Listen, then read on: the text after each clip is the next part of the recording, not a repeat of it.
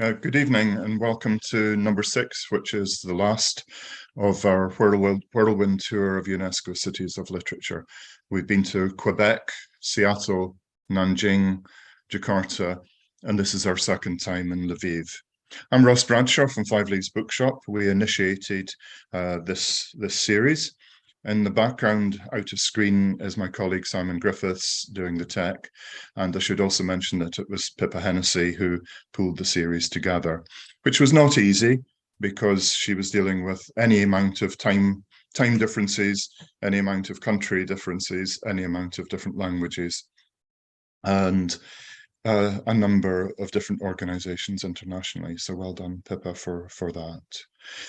This event is live, but we know that the vast majority of people who are watching this event will be watching it later on YouTube. So wherever you are and whenever you're watching, you're very welcome. The other 5 events are already on the Five Leaves Bookshop YouTube channel, and people are working their way through them. Five Leaves is Nottingham's independent bookshop. We're also a publisher. We won't introduce Nottingham City of Literature tonight because we've done that already at the other events, other than to say today the Nottingham City of Literature was awarded several years funding from the Arts Council to continue. So we hope that their slogan, building a better world with words, can even more come to fruition, because we need a better world. It's no accident that we're back in Lviv. This series, of course, is non-political, but we stand completely in solidarity with the writers and readers of Ukraine in resisting Putin's war. Tonight, we visit you online.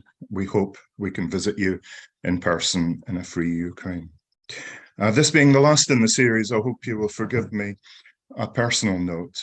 50 years ago, I read Yevgeny Yevtushenko's poem, published in the UK as Babi Yar, normally used as Babin Yar now. His poem was a major blow against the Russian state for forgetting. We remember, and we remember the famine in Ukraine in the 1930s. We remember the writers who were killed. My own favorite, Isaac Babel, until recent years, with Vasily Grossman, they were the best-selling Ukrainian writers in our bookshop. And now our best-selling Ukrainian writers are Andrei Kurkov and the poet Ilya Kaminsky.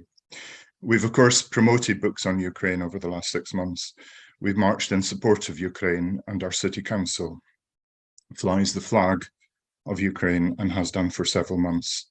There are many Ukrainian refugees in Nottingham, and one of our workers, Hilly Trengraus, has a Ukrainian woman and her children living with her at the moment. Her husband is fighting in Ukraine. To the event then. Tonight we have 2 writers, Olesya.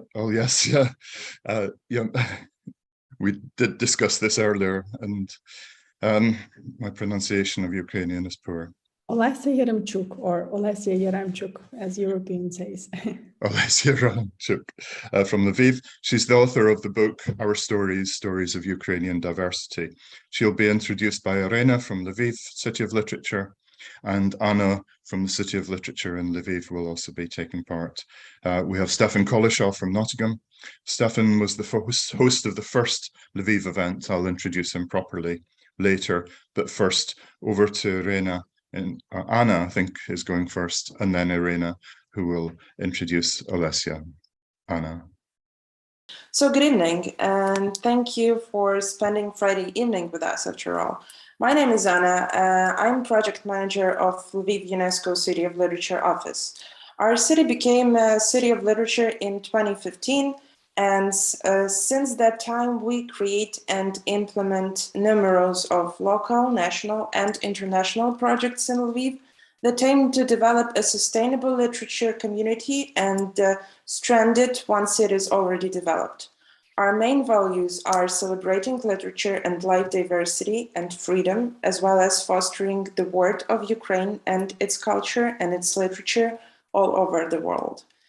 As you know, freedom today for us here means more than just a word, as our country is heroically defending its borders, culture, and freedom of its people for already 8 months. Today we have had 2 air alarms and are constantly under the threat of Russian rockets flying in our sky and bombing our electricity supplies, unfortunately. We've had huge electricity issues recently because of these bombings, but now we're fine, and we hope that we will have light tonight, not only in our hearts, but in our homes. And since the start of the full-scale invasion, we have had to rethink our activities more on the international way. And as the result, we are here, and thank you for having us. Our main projects are Young City Readings and Lviv UNESCO City of Literature Prize.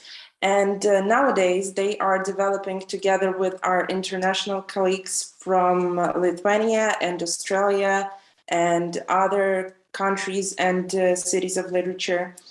Young City Readings is a project for emerging writers who want to show themselves, maybe for the first time they do. They would write short stories on national themes, and of course, this year's theme is war and its perception for writers. And more about Lviv UNESCO City of Literature Award. It always celebrates the best literary works published each previous year in Ukraine. And it's the only literary award in Ukraine of those kind because prize itself, as well as benefits, are given straight from the city council. Irena Starvoit, whom we are seeing today, was the first head of the jury for this award. We are now also working on projects together with the cities of literature such as Quebec. We're going to Milan Book City Literature Festival. But we, of course, don't stop our locals activities. Even though it's not that easy now, we do understand it, but we, of course, will do more and more of literature and festivities once we will win over our enemy. We hope so. And for those who want to know more, you can find more information on our website and on our social media pages. Just Google Lviv UNESCO City of Literature. And tonight, I want to thank you for supporting us, of course, for everything that you guys do in Great Britain, for all the protests, for all non-political cultural support and political also, but that's the other conversation, and for helping us to develop our mission of spreading the word and the culture, and for having us today again, I would say, as we can share our culture with those who are watching us. Thanks to the Nottingham UNESCO City of Literature and to Five Leaves Bookshop for being willing to work with us to organize this wonderful event. Thank you to Rose Bradshaw and to Stephan Collishaw, to Irena Starvoit and to Olesya Yaremchuk. And I hope that we will have a wonderful conversation this evening. So thank you.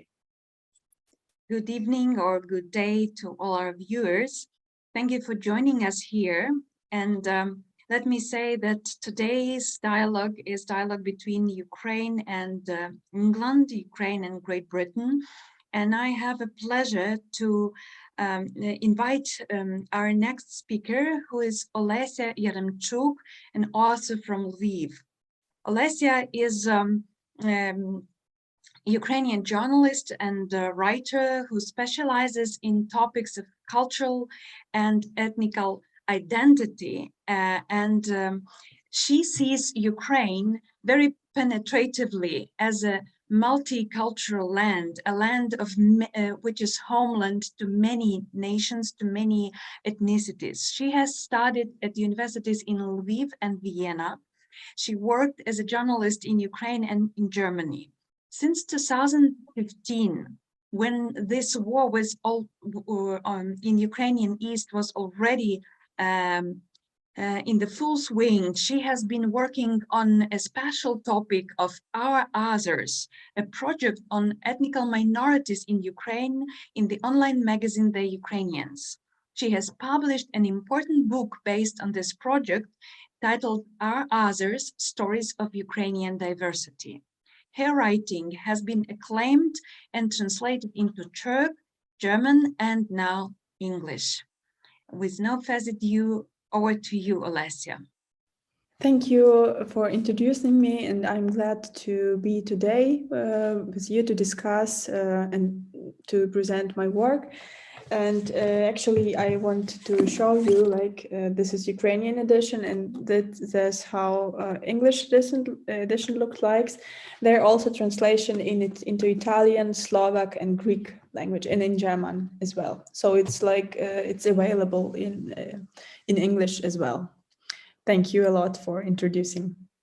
I will read an excerpt from the text about how Russians are destroying national diversity in Ukraine. It's a new text published in May in the magazine Yaremchuk and translated into English by Ksenia Harchenko. The title is The Names of Us. Afina.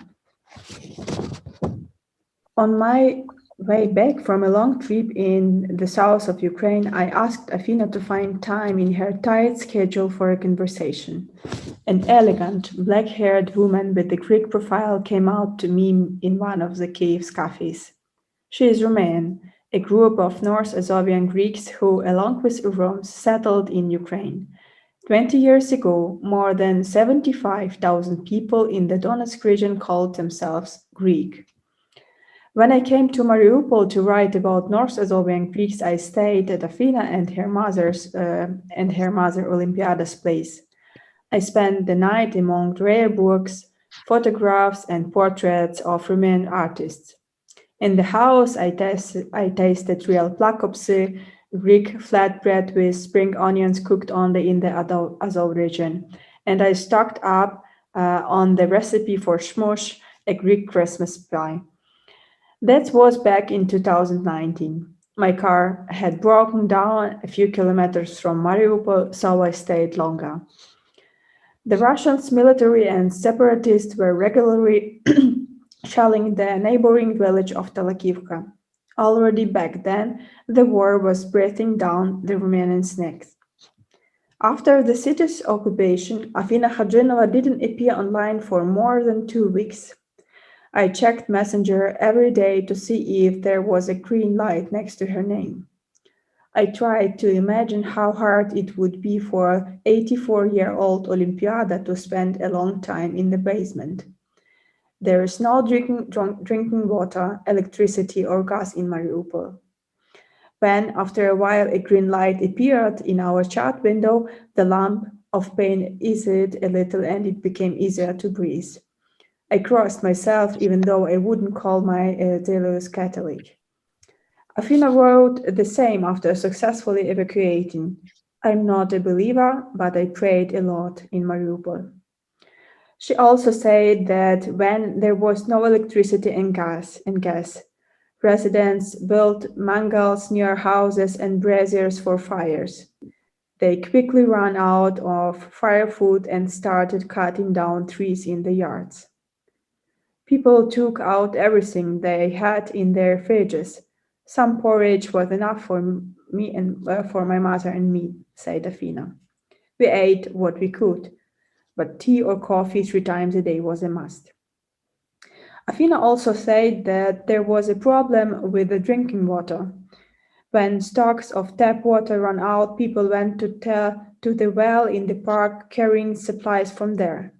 Usually it took several hours waiting in a line, with minds often whistling overhead. For several weeks, women slept in their clothes. There was no heating in the houses. Eventually, Afina and her mother dared to evacuate.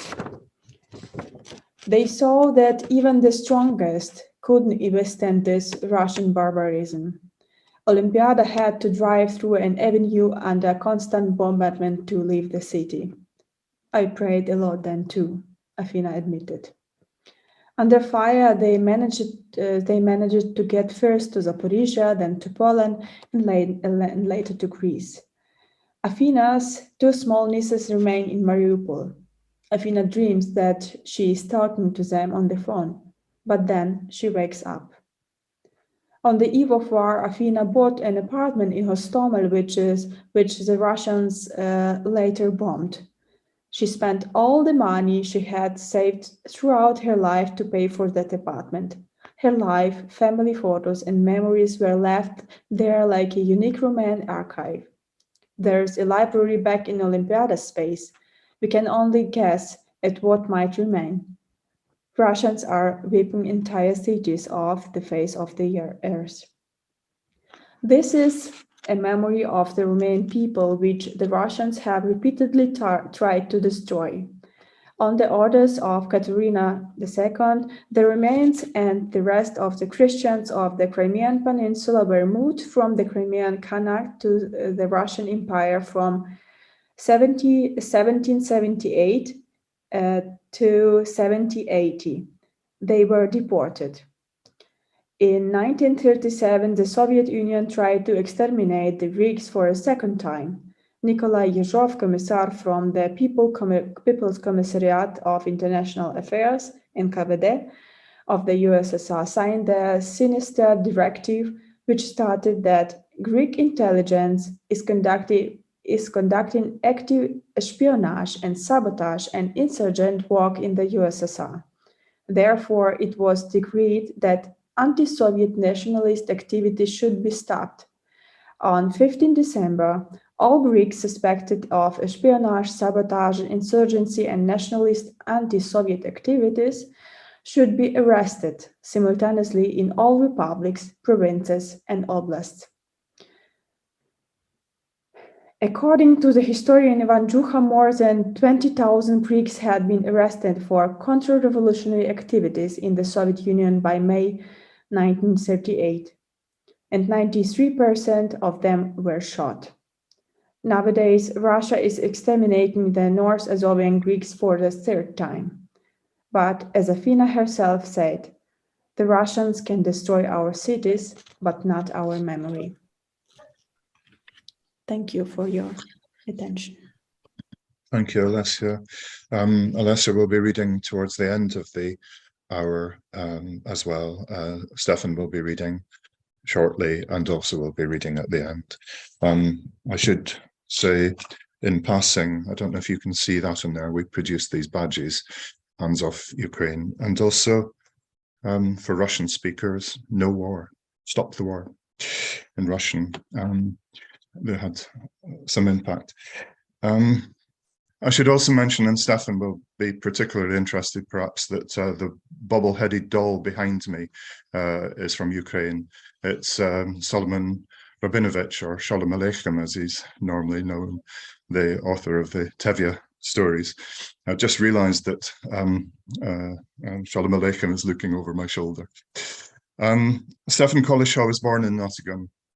He moved to Vilnius in Lithuania in 1995, where he met and married a Lithuanian woman. He returned to Nottingham, but as the Baltic Times said, he keeps a wry eye on Lithuania. Indeed, his first three novels were set in Lithuania. The Last Girl, Amber, and Song of the Stork. They're all set in Lithuania at different times, as varied as the Second World War and the war in Afghanistan. He then shocked us all by writing a fourth novel set in Zimbabwe. It came as a real surprise to those of us who've been following his work. We'll be hearing an extract from the Song of the Stork shortly, and later the Zimbabwean novel, Child Called Happiness. Stephan has also been involved in a number of community projects for readers and writers, and I'll mention those and come to those in questions. Stephan, would you like to read now? Hi, yes, good evening, everyone. Lovely to see you all tonight. So I'm going to take a short reading from my novel, Song of the Stork, which is set in the Second World War and features a young Jewish girl who escapes an action, is on the run, and she seeks shelter as the winter comes in with a farmer called Alexei, who is considered to be the village crazy guy, the village Meshuggah. He's mute. And as she shelters with him, a relationship develops between them. So I'm going to pick it up as the winter folds down on the farm. As the evening hours melted slowly with the wax of the candles, Yale read to him. Poem after poem from the Akhmatova collection, her voice growing more confident, more expressive, whilst also remaining soft, little more than a whisper. Later they lay on the bed and she read once more from the song of the last meeting. This is the song of the final meeting. I glanced at the house's dark frame, only the bedroom candles burning with an indifferent yellow flame. Alexi's eyes were closed. She shut the book and allowed it to fall onto the sheets. The candle extinguished at that moment, throwing the room into darkness. When she turned, she could barely see the outline of his face. Are you sleeping? His eyes opened and he turned, hitching himself up, resting on his elbow. They were barely a foot apart. Yeo could feel the soft stir of his breath on her face and the back of her arm. She did not speak. She rested her head against his hard pillow and closed her eyes. She listened to his breathing, felt the almost imperceptible movement of the bed with each inhalation and exhalation. They slept like that, side by side. Woke in the morning to sunlight, her body curled back to his, touching slightly. From then on, it became their ritual, the reading. Pushkin, Lermontov, Tolstoy, Byron, Shelley, Bloch. An old copy of Rilke Yale found pushed away at the back of the shelf, which Alexei didn't seem to understand but listened to, and Yale struggled with. Ich bin auf der Welt allein und doch nein, nicht allein genug, jede Stunde zu verheyen. When he touched her face, her cheek tingled, as if he had caressed it with live wires. As they lay in bed, she wrapped her arms around him, pushed her forehead between his shoulder blades, the scent of his sleeping body filling her nostrils, the wide warmth of him comforting her. During the daylight hours, she could not bear when he was not in the room with her. She followed him from one room to the other like a dog on the heels of a child.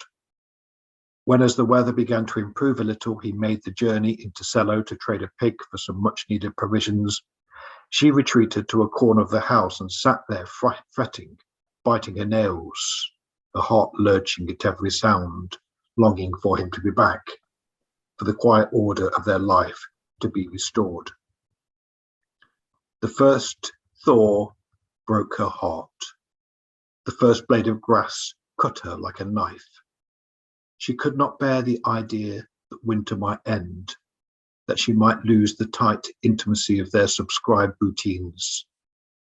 As long as the snow bound them in, as long as the freezing temperatures made going outside difficult, she felt this peace might be preserved, that this unreal tiny world, this dream of how a life could be, might somehow survive. As each day passed, Alexei allowed a little more of himself to be revealed. The rigidity of his fear began to loosen. Yale found that they could look into each other's eyes, and he would not shy away. She could reach forward and run her fingers through his hair and pull him closer so that her lips touched the rough stubble of his jaw, and he would lean into her. She would smile and find it mirrored in his face. She loved the way it grew, building up slowly on his face, starting in his eyes, the skin tightening, the cheeks dimpling, the lines of his upper lip rising, until his whole face was radiant with it. "You're not crazy," she murmured in his ear, using the Yiddish word. "You're not a Meshuggah. It is this world that is crazy. This crazy world has made you sane." Thank you. Thanks, Stephan. Irina and I will ask questions to Stephan and Olesya. If I may start, I have a question to initially Stephan, because your own area of interest has largely been Lithuania, or your literary interest has largely been Lithuania, which of course is a country of great diversity itself. And I was quite excited on reading about the history of Lithuania to discover that in the 16th to the 18th century, there was a distinct Scottish community living in Lithuania. Those who may not follow my accent will need to be told I'm Scottish. So it was quite exciting for me to discover that there was a Lithuanian community. There was a Scottish community in Lithuania. but Lithuania is a very diverse community. Tell us a little about that, Stephan. Yes, yeah. In some ways, potentially the relics of its own days as an empire, potentially, when the Grand Duchy of Lithuania and the dual kingdom with Poland stretched way across the whole of Central and Eastern Europe. But obviously, one of the major diversities in terms of the different minorities that lived there was the huge Jewish community, very important Jewish community, centered on Vilnius, but across every town and village of Lithuania. Up until, I believe that the figures were that up until the Second World War, something like 40% of Vilna, the capital, was Jewish. So a huge proportion of the population was Jewish. But it was a really rich, lots of different and quite odd nationalities, which, I mean, is really interesting hearing from Olesya, particularly tonight, hearing from Olesya about the Greek communities in Ukraine, which sounds very odd to our ears as to why that would be.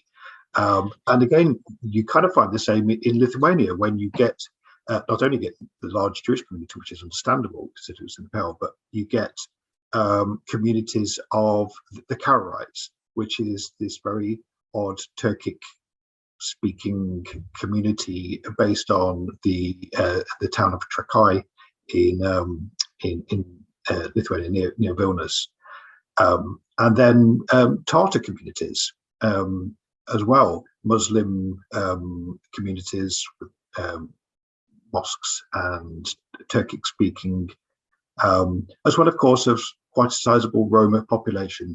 And then, of course, you get the populations of the native, the surrounding countries, so quite large Polish-speaking populations, as well as large Russian communities as a consequence of the Soviet occupation, as well as Belarusian. So it has always been an absolute patchwork of different nations and languages and identities.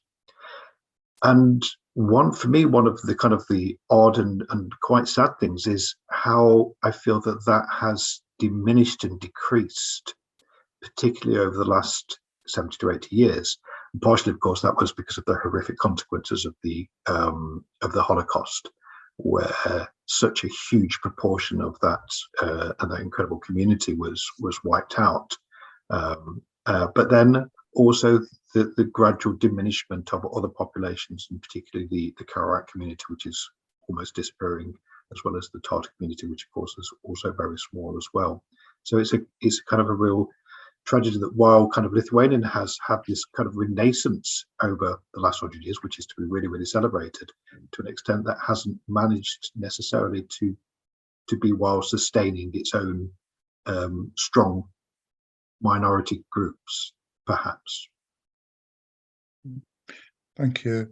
And turning to Olesya, on a similar subject, to viewers here in Britain who have little understanding of Ukraine, the complicated ethnic makeup that Ukraine has only became visible when the Russians invaded, and there was non-violent direct action from Russian speakers in some parts of Ukraine to resist the invasion. And there was the wonderful story of the Roma confiscating a Russian tank, which had a huge amount of publicity here, and there are many Roma in Ukraine. And above all, Zelensky being Jewish, and we found it astonishing that those who support the Putin's war has said that they went to war to stop Ukraine being Nazi run when the country had significant Jewish politicians running the place.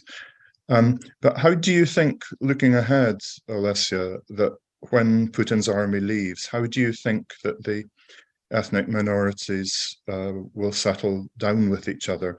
Because I think I remember you saying, and it may have been in your book or an article, that actually the ethnic minorities within Ukraine are perhaps the most at risk because of where they are around the south and the areas of under Russian control? Thank you for your question. It's hard to say, but really a lot of representatives of national communities in Ukraine are now threatened, and a lot of them are fleeing. And I don't know how our ethnical landscape would look like after the war. But now a lot of Crimean Tatars in the Crimean Peninsula and in the Kherson region are imprisoned as political criminals. As I said, as I read about it, that a lot of Greeks are fleeing, like when a lot of Greeks were killed, and a lot of them are fleeing, as well as Meskhetian Turks from the Donbass region. They are also fleeing to Zhytomyr region or to Turkey. And it is hard to say that it's a destruction of other nations, and in the best traditions of Stalin's time, when people could be killed or repressed based on nationality. And it's really hard to me to say what would be after the war. And because, for example, I planned to write the second part of this book, but I don't know if I will have a possibility to write such a text. And for example, I would like to tell about Kherson region story from Kherson region. In the family where I lived, when I wrote about Swedes of Ukraine in Zmiyivka, the head man of the village, he was captured only because he was speaking Ukrainian. The Russians put him in the tank and took him as a prisoner, and he was tortured for 23 days. He should so he had no water there, he had a hunger. He was tortured and starved for 23 days. And it's really hard to imagine that in 21st century it's possible such repeating of the stories from the Second World War, when people can be killed or repressed based only on nationality. And if I have a possibility to say that, I say, please help us to save those people. I'm going to ask Irina to come in a minute, but if I may pursue this about prior to the war, the minority communities, was there publishing from the minority communities? And at the previous Lviv event, somebody talked about Ukraine having a number of dialects, whereas Ukrainian is based on the central dialect of the country. There's a number of dialects around, and of course it's a huge country. Did that have an impact on publishing there? Was publishing either in Ukrainian or Russian, or were other minority languages, minority dialects used in publishing? Well, it's an acute question, but in order to answer it, I have to say that that was a very slow discovery. I must name it self-discovery of Ukrainians after 1991, when the censorship has been dismantled and the golden standards were dismantled, that Ukrainians started to discover that they are different and multiple, and there are many versions of Ukrainianness, let's say. And I believe this very important metaphor coined by Czesław Miłosz somewhere in the mid-1960s about the family Europe, that is very much telling about the Grand Duchy Lithuania legacy, which penetrates also a big portion of Ukrainian lands and Ukrainian smaller and bigger communities. That many of us were just merging different heritages and different languages and different cultures within their families. It was not somewhere elsewhere, it was in the family. And I believe it was a very accurate anecdote coming from the observer of the late 19th, early 20th century, passing my own city of Lemberg, Lviv, Lemberg. He asked a stranger on the street, how many foreign languages do you know? And the encounter was unsuccessful because the stranger answered, I know no foreign languages. And the visitor was embarrassed because he said, I'm sorry, but I've overheard you speaking some Polish. Yes. And you also recently spoken some Greek. Yes. And you know some Ukrainian. Yes. And German, because we are speaking in German. Yes. So how many foreign languages do you have? And he answered, sorry, but these are not foreign, these are local languages. So you just have this to somehow reload your mindset. And within the Soviet time, within the domination of Soviet Empire, there was this very heavy wave of Russification, when the only language of international and intranational communication was supposed to be Russian. And even with this Russian, there were, of course, some differences because, for example, Ukrainian accent in Russian is very sensible. So you easily can say, for example, that Gorbachev himself had this Ukrainian accent in his Russian. So people were coming from different margins or peripheries of the former empire, and they were pumping into the center. And you have mentioned Vasily Grossman, and Grossman case is very vivid and needs to be addressed, I think, in our today's conversation, because Vasily Grossman himself was Grossman of Berdichev, and that was a place of a splendid and very important Jewish community, which has been totally destroyed within the Holocaust. But what actually has tortured Grossman afterwards is that Stalin followed on the repression against Jews even after the Holocaust in the Soviet Union. So they were targeted in 1946, 47, 49, the years right after this big tragedy, which was just the things which were pumping to the surface. They were mind-blowing and heartbreaking for all of European nations, but within the Soviet Union, it was hushed, it was silenced, and the new wave of repression actually has been opened against Jews.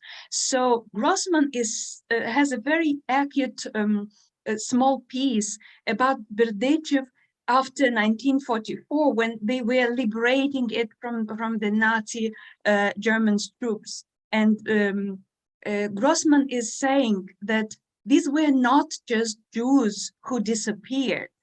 These were jubilers and tailors and carpenters. And so he's trying to mention people by their names and by their professions. And that is something which open up the whole black hole, which is a wound which will never be filled, because the whole social texture is broken, the whole local community is broken, because everything was interdependent, and now these people are not there anymore. And it means also that all they actually were capable of, all their talents, all their particular senses of humor, all these important sayings which were penetrating the everydayness, they all just disappeared. So even those who survived, they would be wounded till the end of their lives, and they will never fill the gap, they will never heal the wound which is left after that. That's why, for example, we have to understand that for Ukraine, the Holocaust was not happening in the foreign land. It was not something happening somewhere in Majdanek or Oswiecim. That was this other part of the Holocaust let's say, the second part of the Holocaust, which is called now the Holocaust by bullets. And that meant also destruction of the whole Jewish population of small towns and big cities, close to their own neighborhoods, close to their own neighbors as well. And when I have been first approached and asked about the memory of that, I only wanted to say that, just imagine that this trauma is coming to Ukraine after this previous trauma of Holodomor, when the nastiest things during the Nazi time were happening in the urban setting, the nastiest things during Stalin time were happening in the rural setting. But both were so destructing for human souls. When you see your neighbors dying, and the whole situation is that everything is on the verge, and actually you can't help. Individually, yes, you can save somebody, but structurally you can't help. And I believe that going through this inhumane experience, it was so deadening for the whole generation, or probably for a couple of generations, because, for example, children, we are also witnessing this destruction. So if you think about all this, from one side, it could turn you into the devil's demons, but you are haunted by the past, which is so cruel. But at the same time, I believe it also can add to your human resilience and to your understanding that suffering could not be explained but or somehow supported but by any argumentation, be it ideological or whatever. So in that respect, I believe that Ukrainians are very attentive to the signals that potentially could bring the suffering on a bigger scale. And that's also, I believe, the formula of contemporary solidarity between people of different backgrounds, of different home languages, who suppose they all together now are threatened like as Ukrainians. And I believe this omnipresent solidarity was exactly the clue which helps society to go through this war, to stay sane, as Stephan has very elegantly explained in the previous reading. And this is really, really something very important to understand for British viewers or for English-speaking viewers. We are normal people. We are going through inhumane and abnormal, but we are normal people. And we are still thinking and self-reflecting and writing about our experiences. And all in all, Ukrainians are quite educated people by now. So all the modernizations processes of 20th century, which sometimes were very harmful, more or less, they actually made this kind of contemporary Ukraine, which we have now, and in which we planned to live together. And we were growing in our common things in identity, which we were gravitating towards the new formula, very dynamic and very open formula of contemporary Ukrainian identity. And Olesya's books is actually about this, how all these people of ethnic minority actually discovered themselves as being Ukrainians of the 21st century. Mm. Thank you, Reina. You mentioned at the very start of that the different names, Lviv, Lvov, Lemberg, and I immediately thought of Stephan's Vilnius, Vilna, Wilno. I mean, what's in a name, Stephan? I kind of wanted to throw this back, and I think probably Olesya and Irina have much more to say this evening because they are living the kind of trauma that Eastern Europe has experienced for so many generations. the constant movement of borders, the constant change of regimes that have trampled the rights of the people. There's a couple of questions that, Olesya, possibly one I can throw to you. Sorry, I know this is Ross, it's not me supposed to be asking questions here, but no, just in terms of part of this dialogue, in terms of it, I mean, it was lovely to hear, of course, you mentioned in Milosz there, the last voice really of the dual king, the Polish-Lithuanian kingdom, he, Lithuanian writer who exemplified that East Middle European, Central European spirit. Anyway, that's not what I'm saying. Listen, a couple of questions. Obviously, one of the techniques that Russia has been using is the kind of the denial of Ukraineness, the denial of identity and language. Do you feel that there is any form of danger in that Ukraine, in order to emphasize its individuality, to emphasize its uniqueness as Ukrainian, would seek to suppress other forms of identity in order to establish the Ukrainianness? I ask that simply because I feel in some sense that has happened in Lithuania, where the desire to establish a sense of their own a unique culture has suppressed other cultures, perhaps to an extent. And I just wondered if you felt that there was any kind of sense that that might happen in Ukraine. And a second one off the back of that, do you have any kind of hope that there will be a time when Central and Eastern Europe will not be so overwhelmed by seemingly, waves of catastrophic events?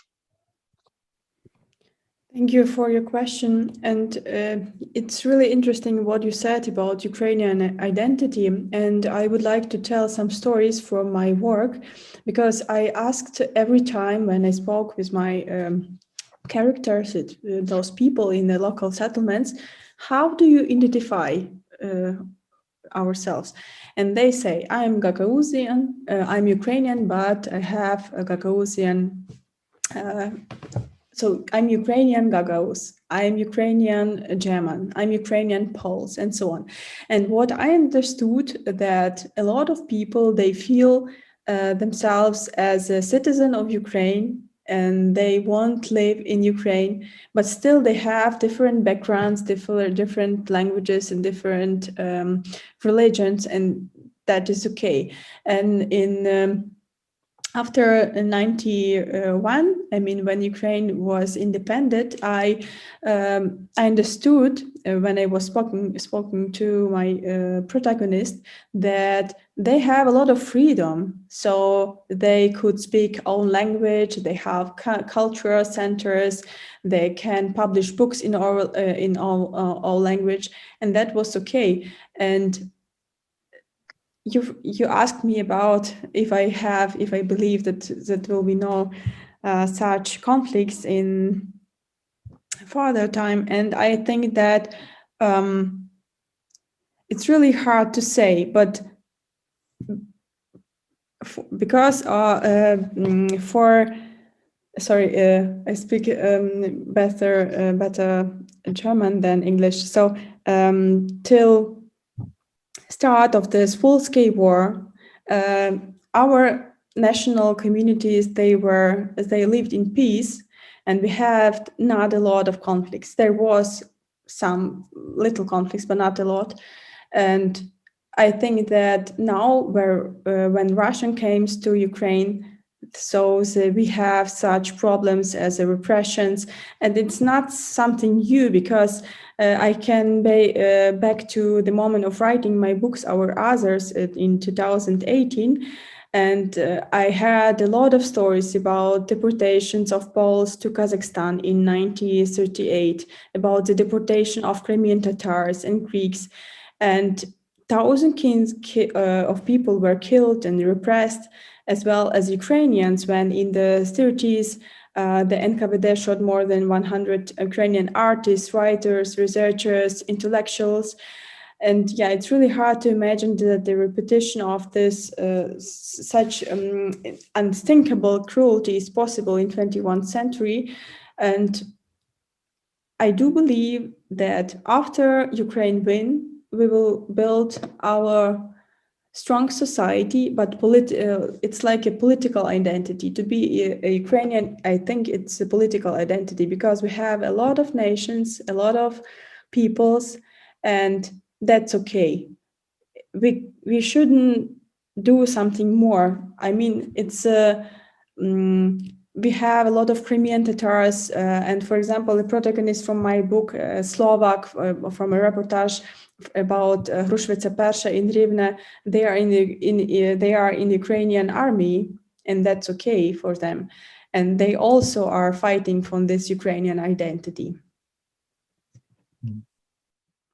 Do you feel relieved by the response, Stephan? Yeah, it's lovely to see that you have that sense of optimism for Eastern Europe, and that it's really beautiful to have. I mean, because Ross says at the beginning that my novels have been set in Lithuania, and of course, The Song of the Stork. I actually, in terms of the research for it, I'm not quite sure what necessarily country it is, because they were so overlapping and changing. And I think in terms of current day, where it actually is in terms of current day geography, it would be Belarusia in terms of where it is. But the constant interchange between Belarusia and Poland and Russia and Lithuania have been make historical research difficult, but the lived experience for citizens of Lviv, where you've jumped between countries and occupying powers. I imagine that the lived reality of the difficulty of my research is very, very difficult.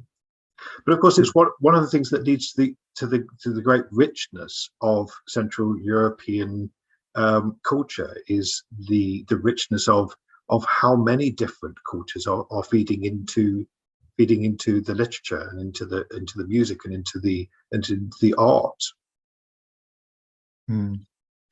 Yes, and I got quite excited relatively recently when I heard klezmer music being played in the streets of Nottingham, and went round the corner and there were a Roma band playing klezmer music. But of course, in Eastern Europe, there was always an overlap between Roma musicians and Jewish musicians. But it was so lovely to hear it on the streets of our city.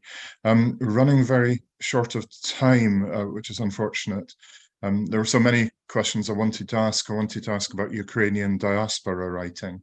I wanted to ask Stephan about his publishing firm Noir Press, which publishes books from East Europe, Lithuania, Ukraine, and elsewhere. But that may have to wait for another time.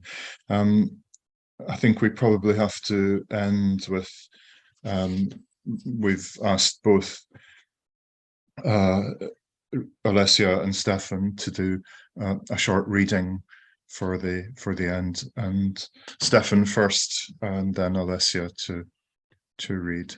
Stephan. I feel like I'm going to set you on a kind of often a totally different tangent then, because I'm taking us out of Eastern Europe and into Zimbabwe, and so I'm sorry to suddenly have this juxtaposition here where I'm throwing it to a wholly different continent.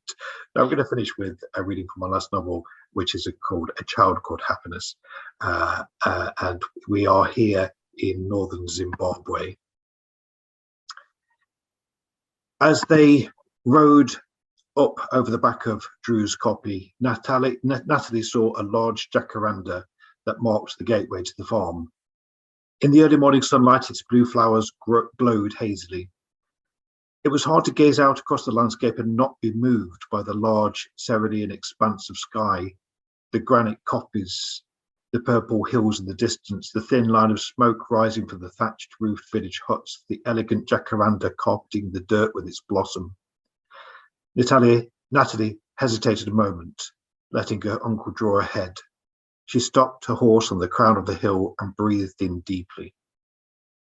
The air was alive with the sound of insects and birds, yet at the same time it seemed silent. There was not, she realized, the sound of a single engine, no car, no plane. She listened intently, nothing but the sounds of nature. Natalie wasn't sure she had ever experienced this pure absence of noise before. Even the previous night, as she sat on the veranda of her cottage and listened to the bellow of bullfrogs, there had been the sound of the generator, and somewhere in the main house, the low muffled melancholy of American country music on the radio. There was something primordial about this peacefulness, something deeply moving. She exhaled slowly, breathing out all the pain and the darkness. It was then, as she rode down towards the farm, trailing her uncle, that she heard the sound of crying. Where did it come from? Her uncle asked, pulling his horse around and riding back up to Natalie. Up there. Natalie pushed through the branches, the thorns scratching at the red, uncovered skin on her forearms, and scrambled up over the boulders. The baby lay on the top, nestled within the smooth indentation on its surface, swaddled loosely in a dirty rag. It could have been no more than a few weeks old. She dropped down on her knees beside the little bundle, her heart thumping. She half reached out to touch the exposed plump cheek, but stopped herself. The baby looked up at her, its eyes a dark brown tinged with blue. Her fingers fluttered across her belly. Anything up there? Yes, she called back down to her uncle. She paused, breathless. The baby was silent, fascinated by her. The small eyes following her every move. As it breathed out, small bubbles burst on its lips, trickled down its cheek, settling in the shell of its ear. Mucus frothed freshly from its wide nostrils. The small dark forehead was smooth, though the skin flaked a little, and beneath its eyes stark creases gave it the look of a world-weary knowingness. She listened to the sound of its breaths, shallow, light as whispers of wind in the dry grass. Her uncle's head appeared close behind her. What is it? A child, Natalie said. A baby. Pass it down. She had never held a child before. She wasn't sure how to pick it up. Gently pushing her fingers under the body, she levered it into her hands. The baby watched her. It felt so light, almost no weight at all. She cradled it in the crook of her arm and touched its cheek with her right hand. The baby gazed up at her, deep into her eyes with the wisdom of ages, and she felt her heart turn. A bubble rose from the core of her being, and a pressure built up behind her eyes. Her throat constricted and her eyes began to glaze. Suddenly she felt the tears streaming down her cheeks, and the bubble tight and hard in her throat. Thank you, Stephan. That was beautiful. Olesya, would you like to do your ultimate reading, please? It's a story about Meshetian Turks, and as I said, that they live in Donbas region, and I visited them in 2016, and then they decided to not to flee, but now I will read our conversation, which was in April. In the beginning of April, I called Jasim to hear his voice. I was worried about whether he would pick up a call to his Ukrainian cell phone number. But I remembered that the Meshetian Turks remained in Vasukivka even after the fighting in 2015. Although Turkey offered help, they did not want to leave. Too many relocations per generation. Do you remember me? I asked after a long series of beeps. I do remember, I do, Olesenka, yes. Jasim answered sincerely. Are you still in Vasukivka? I'm still here, but I'm going to leave tomorrow or the day after tomorrow. Are you going to Turkey? No, I'm not leaving Ukraine yet. I'm going to Zhytomyr. My eldest son is in Debaltseve. My eldest daughter is in Turkey. My middle daughter went to Dnipro, and the youngest daughter is in Kherson. That's how we scattered. What about Vasukivka now? There is no fighting yet, Olesya, but you can hear it. Lysychansk, Severodonetsk, Rubizhne are 50 kilometers away from us. Popasna is 40 kilometers away. There is only one road left, Jasim said quietly. I will definitely leave the day after tomorrow. Thank you. It only remains then for me to thank the two writers, Olesya and Stephan, from Lviv, to thank Irina and Anna, who was there at the start. I want to end on a positive note from Britain. There's a wonderful publisher called Little Taller, who publish largely nature books, but in 1 month's time, they will be setting up a company called Pineapple Lane. They live in a street called Pineapple Lane, and that's hence the name of the publishing imprint. And what they're going to be doing is publishing dual language books in Ukrainian and English. They will have 5 before Christmas. They will have another 20 before February, they say. I spoke to them today, and they will be publishing dual language books from babies onwards. And it's something that we've been asked in the bookshop about quite a number of times, dual language books, both for Ukrainian children who are now living here, but also for British children who are meeting Ukrainian children, so that schools can present Ukrainian and the Ukrainian language and English language side by side. So it's quite exciting that the Pineapple Lane publishing imprint will be doing this. That's all for this time. I hope that when we will meet in peace in Lviv, and perhaps in Nottingham too. Goodbye.